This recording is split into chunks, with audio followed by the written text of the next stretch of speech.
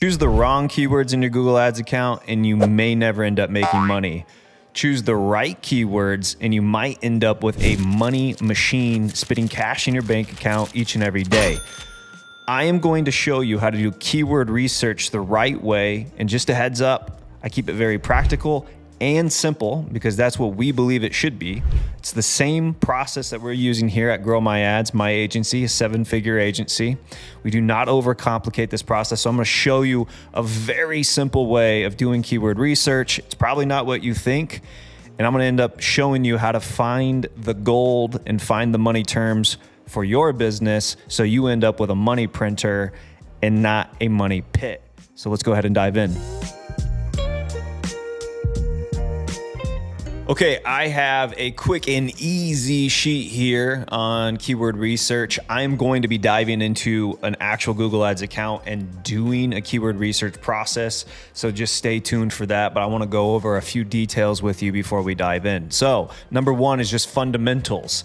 You need to ask yourself before you even go into the keyword research process, what is your goal and what is your budget? So what are you actually looking for here? I've talked to prospects before where they're like, well, we have $1,000 per month budget, and then they want to target 5,000 different keywords. How does that make any sense? It doesn't, and you don't need to do that, especially in today's age with Google Ads and automation and smart bidding and everything else. I'm gonna show you all of this. So go after high intent terms. We're gonna talk about keyword intent in a second, and start with seed terms. Then you want to expand from there. So a seed term could be something like pet friendly sofa. This is exactly the keyword research I'm actually going to do in this video because I actually need to do some keyword research on pet friendly sofa. So I'm gonna go through that process with you in this video. All right, keyword intent. You've got different intent terms out there. So you have informational, that's someone who's just literally looking up information. They're not probably ready to buy. You've got navigational. This you don't really have to worry too much about. A lot of these are just gonna end up negative keywords. But this would be something like Chase credit card login. This is someone who's searching for a specific page. A lot of times it's login pages or maybe FAQs or membership sort of pages that websites might have. So this is an area you would not want to be bidding on. Same with informational, at least at the early stages of an account. Then you have commercial. So now we're starting to get to where some of the money's at. This is more middle of the funnel traffic. So these include like category level terms or comparison terms. I'm gonna give you some examples of that. Then you have transactional. These are bottom of the funnel. These are the terms that you must go after to start making money right away. These can include brand and product specific terms. So as an example, here we have difference between OLED and QLED. This is someone who is starting the process of purchasing a TV, but they don't know. I see OLEDs, I see QLEDs. What is the difference? So this is more that informational keyword intent right here. I do not give you an example of navigational for this because there's no need to. You can avoid navigational altogether. Second one, LG OLED versus Samsung OLED. This is now commercial, right? So it's middle of the funnel. This is someone who's exploring the difference between an LG OLED and a Samsung. So they started here, right? They were wondering what is the difference between OLED and QLED. Through that process, somehow they have now decided OLEDs for them, at least based off of this next search, right? Where it's LG versus Samsung. So now they're like, what's the best brand? So they're still researching. But there's commercial intent now behind it because they're trying to make their decision, at least in this search, between an LG and a Samsung. What is the difference? What is better? Probably looking at reviews, etc. Then you've got 55-inch LG OLED C2 TV. All right, someone who's typing this in is ready to buy. And this is exactly the transactional term that you're looking for, because this is going to convert the highest, and this is where you're going to start generating actual sales and revenue from your account. If you started top of the funnel with informational, or even sometimes in this middle of the funnel, what you could end up with is a lot of cheap traffic that just burns your credit card and does not end up generating any sales. So go after high intent terms first, and then during your research process, start with seed terms of those high intent terms and then go from there. So pet friendly sofa is going to be my seed term that I'll be using. And in that case, it's not quite transactional. It's definitely more commercial. It's someone who doesn't quite know. They do want pet-friendly sofa, but they're definitely exploring still. So I'm going to show you how I would go about creating an ad group or campaign for that. All right, so keyword research tools. Believe it or not, I actually start with just Google search. You plug in what you think your customer is searching for your product or service. Just brainstorm as if you were the customer. That's usually the best way to go. Google's going to give you related search terms. Those are perfect to figure out what other searches are related to the search that I just put in to Google. And then you start sort of building your seed list from there. The other thing, Google Ads account data. If you're running Google Ads already, there's going to be a ton of search term data inside of your account. Some of those search terms you may not have added as keywords inside of your search campaigns yet. So that's another great way of actually using just free tools that you already have and are running to expand your keyword research. There's Search Console. So if you are getting a lot of organic traffic, you can hop into your Search Console account. You can review the search term data there and see what searches or keywords are doing well organically. Should I be getting exposure on the paid ad side for those keywords as well? So another great tool that's absolutely free, and a lot of gold could be found there. Then you have the Google Keyword Planner tool. This is what I'm going to be showing you here in a second, and actually doing some keyword research using the Keyword Planner tool. This is totally free. I will have a full video on how to use the Google Keyword Planner tool, but in this video, you're gonna get enough information on how to use it for a simple Google keyword research process. Then there's ChatGPT or Bard, so Google's Bard. Both of those are great areas as well. Plug in your seed keywords and ask for it to give you other keyword ideas. And so another great area of just expanding your keyword research list. Then there's SpyFu. SpyFu is a competitor tool. You can see what competitors are bidding on. It's got to take the data with a grain of salt.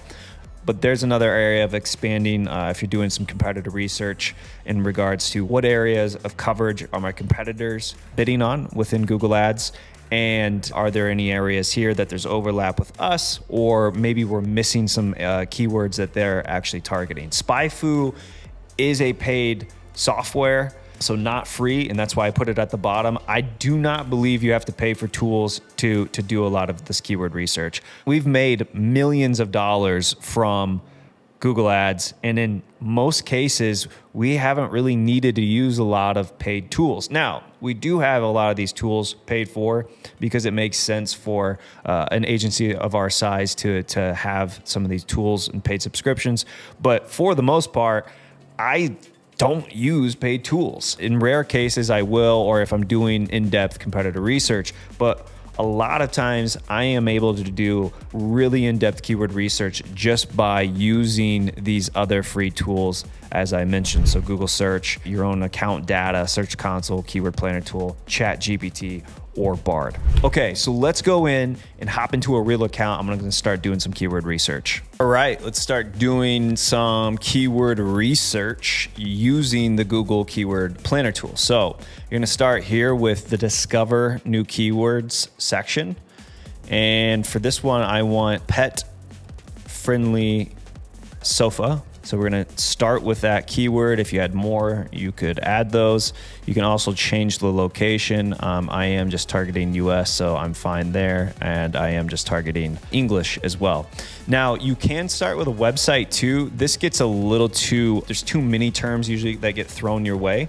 And so in this particular case, I want to only expand on those searches for pet-friendly sofas.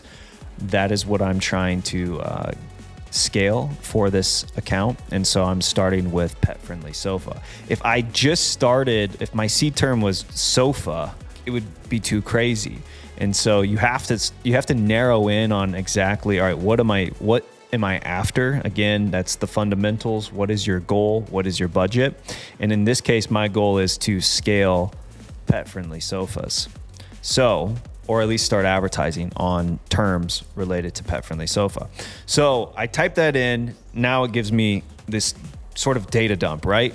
I'm gonna show you how to go through this and then actually how to start applying it to adding keywords to your account. So here we have US, we have English. This section here is gonna give you Google and Google Search Partners. I recommend just having this set to Google.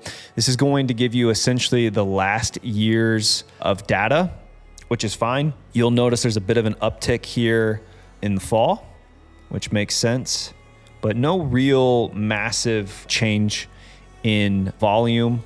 Obviously that changes, like watch, if I do Christmas trees, this will spike. You'll notice the volume spikes here. So it's dead. And then all of a sudden October, November, December, it skyrockets. That makes sense, right? So this is nothing more here than showing you volume trends over the last year. So let me go back to pet-friendly sofa. Now, my goal is I want to start finding keywords to start targeting in the account to expand on selling our pet-friendly sofas. So I've got 214 available keyword ideas here. That's not terrible. Sometimes you'll type in, if I just type in sofa, this is probably going to give me 1,000. Yes, so this is 2,000 keywords, 1,700 keywords available. It's just too much, right? So then you really have to go through a ton of weeding out and refining the terms here. So we have pet-friendly sofa. Boom, adding that. And then I'm gonna start chopping away at this a little bit. So first off, you don't need anything that's less than 30 searches because it's normally going to get tagged low search volume anyways. So I usually start by average monthly searches must be greater than or equal to 30. So that's going to cut away some of those terms. So that right there has refined it down a little bit. I've got 125 now out of 214. So that cleaned it up a little bit, right? Then I'm gonna start looking at this refine keywords section here. This is going to show like there's brand and non-brand. Well, here are other brands. There's IKEA, Joybird, Burrow, Crate and Barrel, West Elm. These are competitors. I don't want any of those terms. So I am going to uncheck that. That's going to clean up some of my terms as well. Then we've got leather in here. I do not have any leather sofas. So we're going to uncheck leather. So that's going to notch it down a little bit. We have animal, and then we have others. Okay, so that's cool. So now I have a bit of a refined list here. However, looking at that, I noticed there's a volume for dogs and then cats. Okay, that makes sense. Now to me, I don't want to actually mix those because I want my ads to talk to cat owners differently than dog owners. So now I'm starting to visualize, okay, I definitely am going to want to do a cat-friendly sofa ad group and then a dog and then probably a generic pet-friendly where someone's searching, but we don't know what type of pet they have.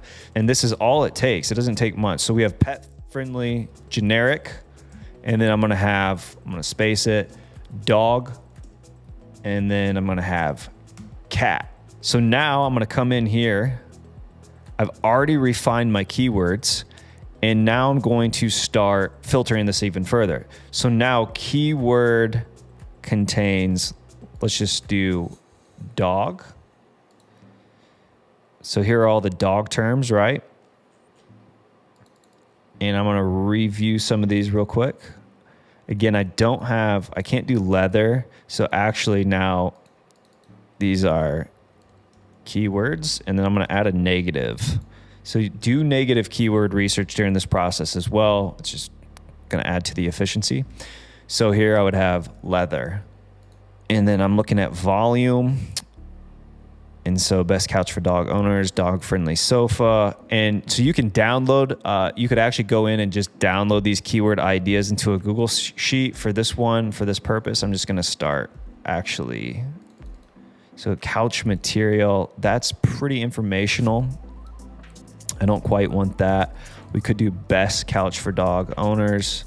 That's fine. And then dog proof sofas. That's pretty good. Best dog friendly. Again, that's that this term is very similar to that. So with Google's match types, I have a full video on keyword match types. This would pick up some of that traffic, so I don't need to worry too much about that as long as I have the match types correct here. But you don't have to go in and add every single variation in here, especially when you're testing. The goal is I have no data on these keywords yet. So I just want to go after dog-friendly sofa terms, cat-friendly sofa terms, and I'm gonna have generic. And then once I add them to the account and start bidding on them, then I'll know if they're gonna work or not. But I can't make judgments there, but I don't need to add all 25 dog terms to this column just yet. It doesn't make sense. So if it's related, like best couch for dog owners and then best dog friendly sofas, those are related. I'm going to just target this one with the most volume. So that has 1,900 searches and best dog friendly sofas had 140. This will pick up searches for this as well due to how match types work. So I don't need to worry about adding every single little variation. Then we don't have leather, dog-friendly sectional couches. So a lot of these are basically pretty similar. So I don't need, because I don't want to go after like fabrics yet. That's just a bit too high up. So I really want someone who's looking to buy the furniture. Fabric can be, someone looking up dog-friendly sofa fabric is potentially just trying to find what is the best fabric for a dog owner. And so I don't want to expand there yet. I really am just trying to get some good sales from sofas. So I have basically a couple terms here: dog friendly sofa, dog proof sofas, best couch for dog owners. It's pretty good to start. And then I'm going to do cat now. It's probably going to be very similar. Whoops, not dog, cat. So here we have cat friendly couches, cat friendly sofas. I'm actually just going to roll with sofas to keep it. And then I bet you're going to have best cat friendly. Yep. So it's going to be very similar to what dog is. It's just the volume's a bit different. And then so I'm just going to do cat proof sofas as well. All right. So we've got all of that. So we are good. No additional negatives I'm seeing that I'd want to add from that. So we're good. Now I'm going to say does not contain cat or dog. There we go. So it does not contain cat or dog. So now we have pet-friendly sofa. We've got pet-friendly couch. I'm actually going to add these both. There is some volume differences there. The thing about furniture is there is a difference between a couch, a sofa, and a sectional, but a lot of people search as if it's all the same thing. So I have to sometimes let the data prove that. So in this case, I would actually keep these in the same ad group. And then as I get data on how they're behaving, then I would make changes from there. But for now, my keyword research, I'm gonna just keep them in this generic column. Then we have pet resistant couch. That's not bad. It's pretty similar to like pet friendly, but I am going to add it just to see if there's any behavioral differences there or even the match types there. Best couches for pets. So you see how it has, so there's cat,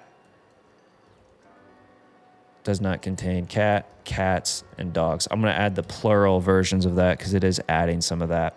I want sectional sofas in there too. Oh, sleeper. We don't do sleeper, so there's a negative. No sleeper sofa. Again, leather's not something we do. I don't want material. Velvet. I do not have velvet. And again, a lot of fabric terms. And then we've got the volume here. I don't need that. Just fabric. Best couch for pet owners. Okay, cool. I think that is going to take care of most of it. I don't really need to go too crazy.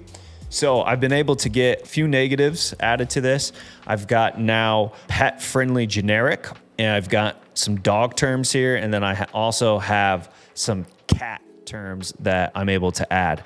Then if you want to start looking at, can I even add all of these, or should I start with just one or all three. That's going to depend on what your budget is, right? And so as part of what I'm looking at here too is you see these top of the page bids and then low range bids here. So this is showing how much it's going to cost per click to actually bid on some of these terms. So at the high end, I'm looking at $5.59. At the low end, $1.32. Usually I just take sort of the number in the median to give me a bit of an estimate on cost per clicks for these terms. Because usually in the beginning, I'm not going to be at the top and I also don't want to be at the very bottom. So again, sort of the median of those is where I project my average CPCs will be. Now, you can use a forecast here. So in this forecast, it's going to give you kind of like what it could look like. So I'm going to go into this forecast and I'm going to add, let's just start with my pet friendly terms, generic. Then if I go into the forecast, I'm going all saved keywords here. This is going to start giving me what the potential is. Now, there's some settings here. We have bid strategy, so it's set to max conversion. We have match type. Again, match type is very important. Full video on match type, go check that out. For this case, I'm going to use phrase, and then it's going to show me here, forecast over the next year, top locations. You're always going to see California, Texas, New York, and Florida. In most cases, just because those are the most populated states, it's going to show you some device percents. Looks like mobile is going to be very high. That's very normal. And then here, this is the actual forecast. So this is saying estimated conversion rate. Well, I'm going to use a 2%, and then my value is about $1,000 per conversion. So now it's saying, all right, your plan of those keywords can get you 17 conversions for $650 with a 21 average daily budget. So that is probably unlikely. I'm going to go ahead and edit this. So this, when you hit average daily budget, this is going to change then, and it's going to show you what the amount of conversions you could get based off of that. So now I'm actually going to go to conversion value. It's saying I could get, so it taps out, looks like average daily budget of 470. It's going to tap out. That's the max volume that's available for those keywords that I've added. And this is for December 2023 based off of the settings here. So you can actually play around with that. You could do January and expand further if you want. So you can change the time frame in the future, not obviously in the past, since it is a forecast. So this is now saying, hey, at a 2% conversion rate with a value per conversion of 1,000, your plan can get 62 conversions for $14,000 in monthly spend. So that's an average of $470 per day. This is at a very high click-through rate it's given me. Average CPC is about 470. That's towards the higher end. Again, this bid strategy is set to max conversion, and it's showing me sort of the average CPAs and what the ROAS could be here too. Now, the forecast tool, take it with a grain of salt. This is something I don't even show clients because I do not see this ever really being the reality. However, it gives you some idea of potential volume, like where's Google kind of maxing out volume here in regards to cost. So, you know, it's saying I could spend up to $25,000 per month. So sometimes I do look at that and I'm like, what's the maximum of my daily budget it says I could spend? What would that actually get me? You'll notice it's showing me at the highest end of average CPC when I do that. So sometimes I do like to look at that. Like what is Google saying the total impression sort of for these keywords? What's the total cost I could be spending on these if return on ad spend or any goals didn't mean anything to me? So a lot of times I like to look at that.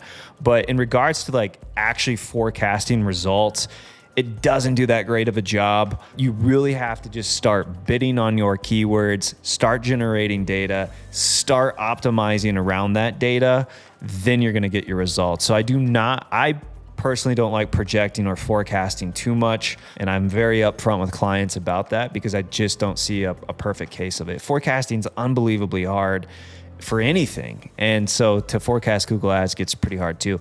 Their own tool does an okay job of at least giving you some hypothetical situations.